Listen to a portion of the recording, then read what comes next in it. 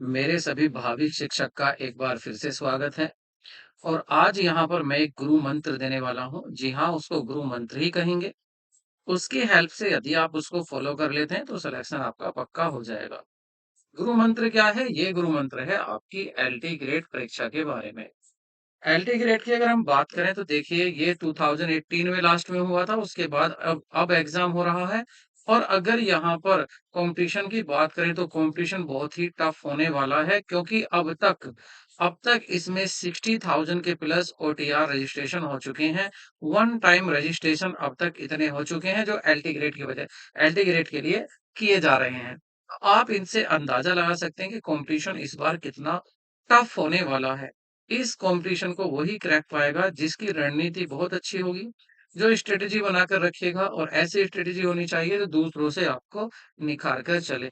देखिए, बात करते हैं, आपकी यहाँ पर सभी काम करते हैं, वर्क सभी करते हैं, यहाँ तक कि हार्ड वर्क भी बहुत करते हैं, रात दिन एक कर देते तैयारी में, लेकिन सफलता जरूरी नहीं है कि सभी के नसीब में हो या सभी को मिल जाए।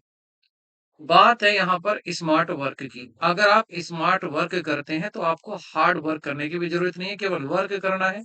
वर्क तो करना पड़ेगा क्योंकि सफलता का कोई शॉर्टकट नहीं होता है। तो वर्क तो करना है हमें, लेकिन स्मार्ट वर्क करना है। अब वो स्मार्ट वर्क क्या है? मेरे साथ इस वीडियो में लास्ट तक बने रहिए। हम डिस्कस करेंगे कि हम स्मार्ट वर्क कैसे कर सकते हैं। सबसे पहले हमें क्या करना है? हमें एनालिसिस करना है अपना पेपर जो 2018 में हुआ था। और वहां से आपको सबसे पहले क्या करना है? सबसे पहले देखिए, चैनल को आप सब्सक्राइब कर लें यदि फर्स्ट टाइम चैनल पर आए हैं तो सबसे पहले आपको क्या करना है? जो राज व्यवस्था है, आपको पेपर देखना है। पेपर में देखना है आपको कौन-कौन से ऐसे टॉपिक है जिससे कौन-कौन से टॉपिक्स थे जिनसे क्वेश्चन पूछा गया। राज्य व्यवस्था था, भूगोल था, विश्व का भूगोल था, अर्थव्यवस्था थी, आपकी भारतीय कृषि थी, और आपका सामान्य विज्ञान था, और साथ में आपका गणित भी था, इतिहास था। इन सब से आपके सामयिक था, करंट अफेयर्स, यहाँ से आपको क्वेश्चन पूछे गए थे। तो स्मार्ट स्टडी में आपको क्या करना है? सबसे पहले अपना पेपर एनालाइज एनालाइज करना है। कैसे करना है मैंने आपके लिए कर दिया है, तो थोड़ा काम आपका इजी हो गया। स्मार्ट वर्क ये होगा, अगर आप राज्य व्यवस्था से आप तैयारी करने जा रहे हैं किसकी? राज्य व्यवस्था की। तो आपको सब कुछ ना पढ़ के आपको वो पढ़ना है जो एलटी के स्टैंडर्ड पर पूछा जा सकता है। आपको लेवल देखना है, क्वेश्चन का आपको लेवल देखना है। आपको ये नहीं पढ़ना है कि आप इतना सा पढ़ लें कि भाई जो यहाँ का मुखिया होता है, आपका राज्यसभा का मुखिया कौन होता है। इतने सिंपल आपसे क्वेश्चन नहीं पूछने वाला। क्वेश्चन को आपको क्या करना है? इन क्वेश्चन को देखिए। देखिए, राज्य व्यवस्था में मेरे आज मैं डी की बात कर रहा हूँ, सेट डी है मेरे पास, जिसको मैं बात कर रहा हूँ सेट डी की, जो 2018 में हुआ था। तो वहां से मैंने क्या किया है, ये क्वेश्चन राज्य व्यवस्था के लिखे हैं। देखिए, पहला क्वेश्चन क्या पूछा गया था? राज्यपाल को पद और गोपनीयता की शपथ कौन दिलाता है? अब आपको स्मार्ट वर्क आपका क्या होगा? स्मार्ट वर्क आपका ये होगा कि जब राज्यपाल का क्वेश्चन पूछ रहा है, तो इसका मतलब ये आपके लिए एक हिंट है, ये आपके लिए इंडिकेटर है कि आपको किधर मुड़ना है, किस तरफ आपको जाना है। आपको यहाँ पर राज्यपाल हो या आपका मुख्यमंत्री हो, आपका राष्ट्रपति हो, उपराष्ट्रपति हो, उनकी शपथ आपको तैयार करनी है, उनके कार्य याद करने हैं, उनके अधिकार याद करने हैं। ये क्वेश्चन आपसे चीख-चीख कर ये कह रहा है कि ये क्वेश्चन कहाँ से पूछा गया था, आप वहीं जाइए और उसी को तैयार कीजिए। ये पॉइंट्स आपके लिए बहुत इंपॉर्टेंट होने वाला है, क्योंकि ये दिखाता है कि हाँ, जो आपका आयोग है, तो वो कहाँ से क्वेश्चन पूछता है। पंचायती राज के 3 सोपान की व्यवस्था की गई थी, संविधान में किस भाग में की गई थी? तो ये बता रहा है कि आपको संविधान के भाग भी याद करने हैं, आपको क्वेश्चन संविधान के भाग से ज़रूर उठाने हैं। राष्ट्रपति का महाभियोग, अब मैंने कहा राज्यपाल हो, राष्ट्रपति हो या आपका उपराष्ट्रपति हो, इनके बारे में तो टोटल आपको क्वेश्चन याद करने हैं, इनके अधिकार क्या हैं, इनसे रिलेटेड अनुच्छेद क्या-क्या हैं। तो ये 3 क्वेश्चन राज्य व्यवस्था से पूछे गए हैं। इसी तरह से आपको भूगोल करना है। भूगोल को आपको देख रहा है, तेल शोधशालाएँ किस राज्य में नहीं है। इसका मतलब आपको तेल शोधशालाएँ के साथ-साथ आपको ये भी करना है याद कि सबसे ज़्यादा और ये अब ऐसा क्वेश्चन नहीं पूछेगा कि आपसे पूछ लेगा, बताइए सबसे ज़्यादा जो तांबा है वह कहाँ पाया जाता है, अभ्रक कहाँ पाया जाता है। अब आपको एक तरफ तो स्टेट लिख के देगा और एक तरफ उनका स्थान लिख के देगा। पहले स्थान पर कौन है, दूसरे स्थान पर कौन है, तो आपको टोटल वो लर्न करना है। और यहाँ पर देखिए जीमोम पूछा गया है, इसका मतलब आपको देखिए ये एक ऐसा क्वेश्चन है जिसको आप भूगोल में भी कर सकते हैं इंक्लूड और आप साइंस में भी इसको इंक्लूड कर सकते हैं। दुधवा नेशनल राज्य पार्क कौन से राज्य में है? यूपी में है। तो आप इसको क्या करेंगे, अब जितने भी पार्क हैं, आपके जितने भी इसमें रामसर आपकी रामसर स्थल हैं, उन सबको आपको यहाँ पर याद करना है। ये इंडिकेट ये कर रहा है आपको।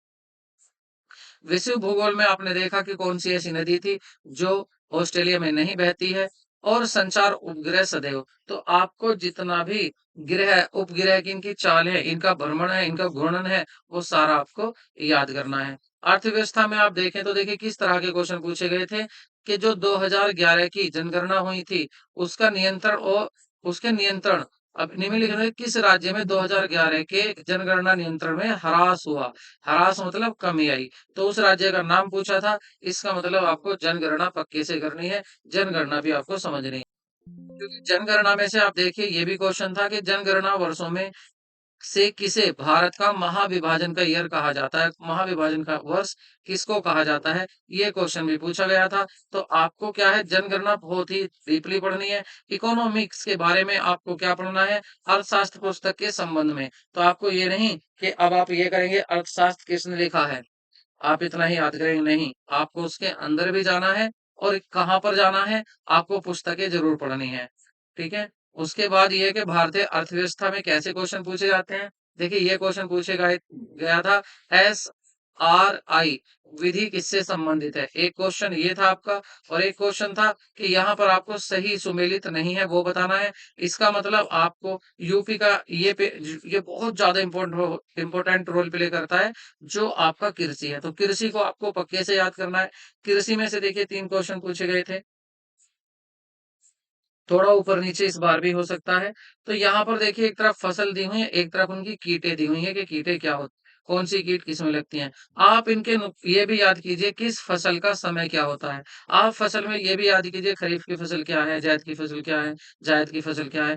आप टोटल यहाँ फसल को याद करें और देखें यहाँ भी क्या दिया हुआ है, यहाँ भी आपको फसल और उनकी प्रजाति दी हुई है। तो ये प्रजाति फसल आप बिल्कुल इन्हें डीपली से अच्छा याद कर लें। सामान्य विज्ञान में आपसे रोग पूछ लिया जाता है, आपसे आविष्कारक पूछ लिया जाता है, ये इस तरह के क्वेश्चन आपसे पूछ लिए जाते हैं विज्ञान में। अगर हम बात करें गणित की तो देखिए आपको सबसे पहले मेंसुरेशन पर ध्यान देना है, ठीक है? सबसे पहले किस पे ध्यान देना है? मेंसुरेशन पे ध्यान देना है, ये क्वेश्चन आपका ये कह रहे हैं। इसमें आप बीजगणित में आपको जिसको अलजेब्रिक मैथमेटिक्स बोलते हैं, यहाँ पर आपको देखिए जितने भी आइडेंटिटीज होती हैं, जैसे आपकी एक्स प्लस आपकी है ए प्लस बी का होल स्क्वायर, ए थ्री प्लस बी थ्री का स्क्वायर, ये टोटल आपके फॉर्मूले याद करके आपको फॉर्मूले वाले क्वेश्चन करने हैं। और जो द्विघात समीकरण होती है इसको तो बिल्कुल अल्फा बीटा वाले भी लगाकर आपको कुछ नहीं छोड़ना है, यहाँ से ही क्वेश्चन आपको तैयार करने हैं। इतिहास में किस तरह से अब देखिए कितना हार्ड कर दिया। आपसे ये भी पूछा था कि एक तरफ राजा दे दिए, एक तरफ उनकी पत्नी हो गई। तो जितने भी इनके बन सकते हैं, इनके दादा परदादा, देखो मैं आपको दिखाऊंगा एक क्वेश्चन लेकर आऊंगा, उसमें दादा भी पूछा हुआ है कि बताइए उसके उसके चंद्रगुप्त के दादा कौन थे? तो ये भी आपको इस तरह का क्वेश्चन भी आपको याद करने हैं। इसके एनालिसिस से ये आपको बेनिफिट मिलता है। करंट अफेयर की बात करें तो करंट अफेयर में आपको देखना है, क्या देखना है आपको कि एग्ज़ाम हुआ था आपका सितंबर में और ये जो आपसे क्वेश्चन पूछे गए हैं तो इसमें आपके जून के भी क्वेश्चन पूछे गए हैं, ठीक है? और आपसे मई के भी क्वेश्चन पूछे गए हैं, अप्रैल के भी क्वेश्चन पूछे गए हैं। इसका मतलब आपको क्या करना है, जब आपको नोटिफ़िकेशन आ जाएगा, एग्ज़ाम की डेट होगी, उससे पहले आपको मैक्सिमम 6 मंथ की आपको करंट अफेयर्स भी तैयार करनी है। तो ये था आपके लिए गुरु मंत्र क्या था कि आप पहले टॉपिक को समझे कि किस टॉपिक्स में से किस तरह के क्वेश्चन पूछ रहा है, उसी तरह से उन्हीं क्वेश्चन को आप तैयार करें। सब कुछ आप ना पढ़ें, सब कुछ पढ़ने से आपकी तैयारी अच्छी नहीं हो पाएगी। आपको सिलेक्टेड पढ़ना है, वो पढ़ना है जिस चीज़ को आयोग आपसे पूछ रहा है, उसी चीज़ की आप तैयारी करें। हाँ, थोड़ी ऐसा भी हो सकता है कि आप शायद इन क्वेश्चन का कलेक्शन ना कर सकें, तो डोंट वरी, हम इसके लिए आपका कॉमन पेपर के लिए जल्दी ही बैच शुरू करने वाले हैं। उसमें आपके सेलेक्टेड क्वेश्चन होंगे, वो क्वेश्चन होंगे और हाँ, उसकी फीस कितनी होने वाली है? फीस आपकी बिल्कुल ज़ीरो होगी, उसमें आपको फीस नहीं देनी, फ्री ऑफ कॉस्ट आपको वो कराया जाएगा। पूरा कोर्स आपको कराया जाएगा। कोई भी चाहे गणित हो, इतिहास हो, भूगोल हो, सामान्य विज्ञान हो या आपका जो भी समसामयिक हो, टोटल आपके क्वेश्चन यहाँ पर दिए जाएँगे और मेरी आपको पता ही है, टाइम आपका बीच में जब क्लास चलती है, कोई टाइम बातों में नहीं लगाया जाता। काम से केवल काम ही हम देखते हैं और करते हैं।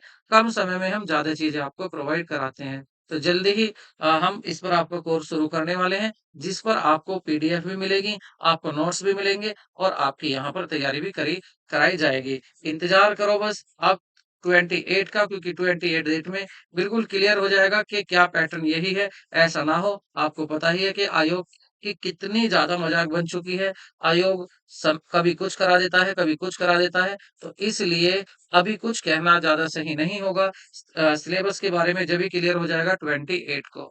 तो ऐसी अपडेट के लिए और इसी तरह की वीडियो के लिए चैनल को सब्सक्राइब करें और वीडियो को लाइक करें यदि वीडियो पसंद आई हो। तो याद रखना, मैं एक बार फिर रिपीट कर रहा हूँ, आपको अपने माइंड में रख लेने हैं ये क्वेश्चन कि करंट अफेयर से कौन से क्वेश्चन पूछे, कितने महीने के पूछे गए हैं। खेल से पूछा गया है, ये आपको याद रखना, उस टाइम राष्ट्रमंडल खेल हुए थे। राष्ट्रमंडल खेलों से पूछा गया और साथ में जो जितने भी सूचकांक आते हैं, वहाँ से क्वेश्चन पूछा गया था। वो सूचकांक आपको ज़रूर याद करने हैं कि भारत का किसमें कितना नंबर है, नंबर 1 पर कौन है और भारत कौन से नंबर पर है, ठीक है? तो ये आप इस तरह से तैयारी करेंगे, तो सफलता आपकी निश्चित होगी। मिलते हैं नेक्स्ट वीडियो में।